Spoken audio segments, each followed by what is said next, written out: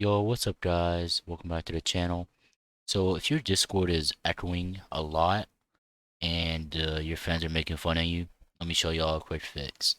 So all you guys need to do is scroll down to the settings right here on the bottom left hand side and left click it.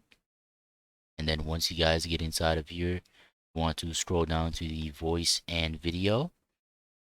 And then inside of here, you guys want to scroll all the way down until you find the echo cancellation voice processing. Right here is going to be under the voice processing, and just tick that. It should be on off. You want to tick that to the on position right there, and hop in voice, and it should sound a lot better, and there shouldn't be as bad of an echo, if an echo at all.